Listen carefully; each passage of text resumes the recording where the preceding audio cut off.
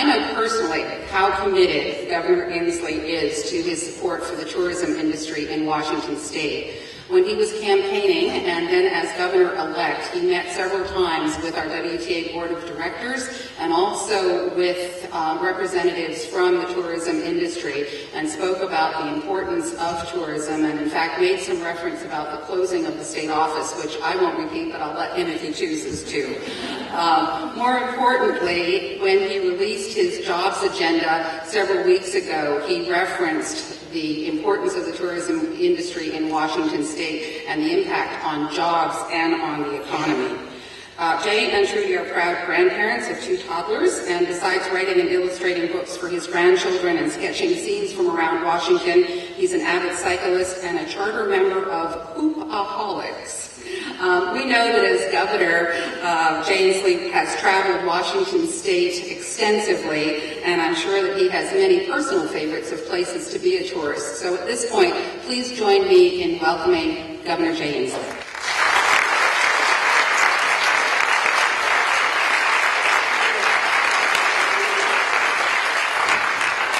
Thank you. It's a delight to be here. Before I start to ask, do we have any Washington State Cougars in the audience?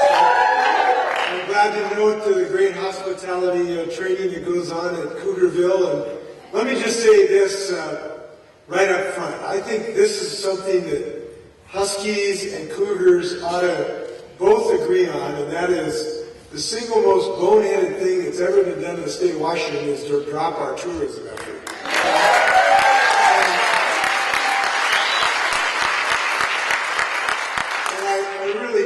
Believe that because given the incredible quality of the assets we have, from Mount Rainier to the San Juans to the Lentil Festival in Pullman to the Odessa Beer Garden to the Raymond Crab Feed, we've got the best possible tourism magnet in the world, and to have a zero statewide effort really is a boneheaded situation. And I am dedicated to working with you to really create a vigorous, robust, comprehensive, fairly financed tourism effort in the state of Washington.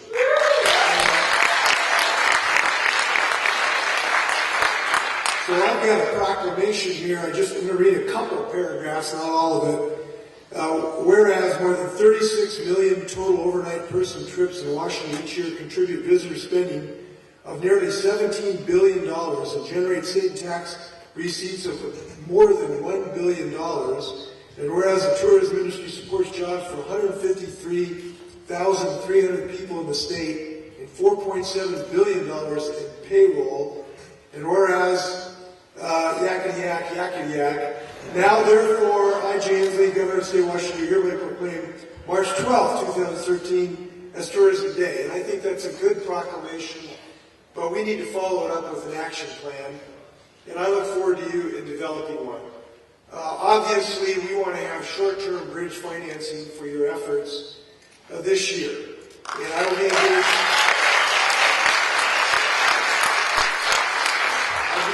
with an effort to try to make that as robust as possible. But I want to give you 2 caveats on that. First off, we've got to understand that this is just a bridge, and we don't want a bridge to nowhere, we want a bridge to somewhere. That means while we're doing bridge financing this year, I really do want to encourage all of us to try to adopt a long-term planning, strategic idea on how we're going to fashion this replacement for a missing tourism effort, and do it this year. I really hope that we can all put our shoulder to the wheel, because this, I really do want to just consider this a bridge. I want to have it as a bridge to somewhere, and I'll try to work with you in any way that you think is feasible to do that. The second thing I want to say about this bridge financing this year, as I hope you understand, there's no money in this town. And this is a hard lift. There's just no money. The state government has 9% fewer employees than it did before the recession started, and we have 3% more people to serve. So you think as a business, you got 3% more people to serve and 9% less people to serve them with, And this is a problem. We don't have any money in the state government. And we have a court order from the Washington State Supreme Court to actually contribute about $3 to $4 billion more money, not into tourism, but in our basic education system. So if you do all that math, that we have 9% fewer employees, a court order to contribute $3 to $4 billion more money into education rather than tourism, we have a difficult situation on our hands. So I want to share with you that there's only one way that I can actually help come up with bridge money this year, and that is to find some way to have additional revenues coming into the state government so we can do these things, which includes helping our schools, that we have a court order that we help, and doing this extremely worthwhile investment because it's economically productive, which is to put money into tourism. And I'm going to be proposing some ways to do that by closing some obsolete corporate loopholes that really do not help us grow jobs in the state. Now, I believe making an investment in tourism helps grow jobs in the States. I think we've probably got unanimous.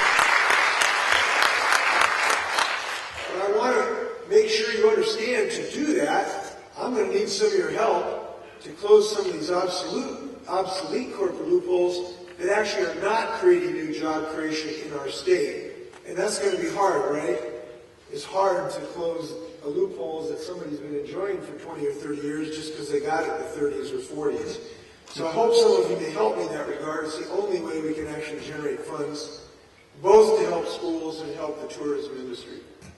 The last thing I want to say is that when we do work to come up with this long-term solution, I want to listen to everybody in this room and your ideas on how to do that. I do hope that we will consider the broadest-based, most inclusive system of generating resources to do this rather than a narrow-based one. For this reason, I think tourism helps so many multiple industries. It's not just the hotel industry. It's not just the restaurant industry. It's the wine industry.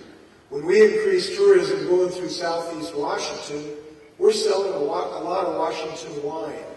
When we have people come here and bring their kids to the state of Washington, they see our great universities, maybe a great place to come to school, both private and public institutions. When we have people come here, business people who might be a software engineer and they want to expand their business, they see this is a great place to live. Maybe they bring their business here.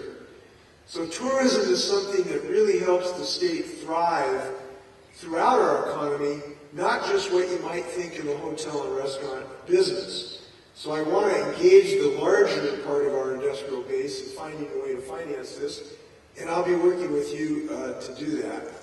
So I'm excited about this. I think it's a great opportunity. You know, we think, I just mentioned wine because it's one of my favorite industries amongst our many. We think we can maybe double the acreage in the wine industry in the next 10 years in the state of Washington. If we do our job right, tourism, and I do my job right, which is get water for irrigation so these farmers can grow great groups. I'm excited about this. I think you can tell. Let's do some good work together.